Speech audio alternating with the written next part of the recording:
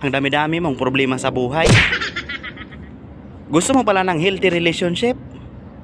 Magjowa ka ng gulay. Mindset ba mindset? Buan. Hindi kita hiniling, pero kusa kang dumating. Opo, naniningil po. Visit na linding. Ang alak, mainam kaysa sa gatas. Bakit kamo? Dahil ang alak, kahit anong oras, pwede mong inumin.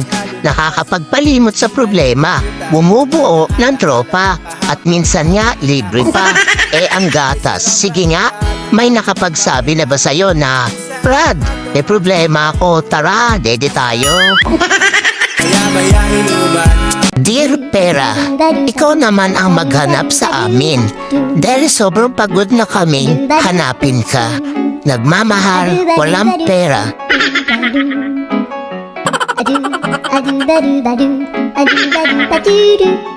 Puro daw ako gala, tapos kapag kinamusta hindi mautangan.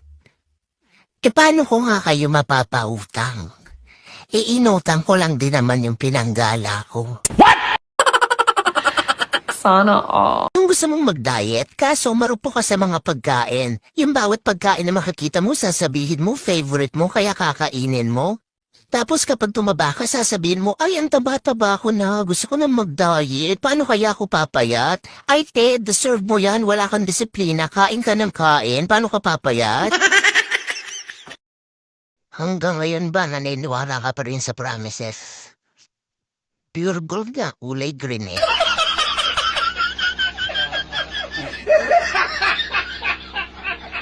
Tayo lang kaibigan, hindi pwedeng palagi kang mabait, hindi pwedeng palagi kang nakikisama, hindi pwedeng palagi kang nagbibigay, hindi pwedeng palaging ikaw ang nagpapakumbaba. Dapat alam mo kung kailan ka ginagamit, dapat alam mo kung kailan ka tinitake advantage, dapat alam mo kung kailan ka tinutake for granted, at alam mo dapat kung kailan ka dapat dumistansya. Mabait na sa kung mabait, pero kadalasan sa mababait, inaabuso. Kadalasan sa mababait, binabaliwala, at kadalasan sa mababait, tinuturing na parang wala. Hindi naman masamang maging mabait, pero dapat alam mo kung kailan ka magiging mabait at kung kailan ka didistansya para yung pagiging mabait at mabuti mo sa kanila, hindi nila maabuso.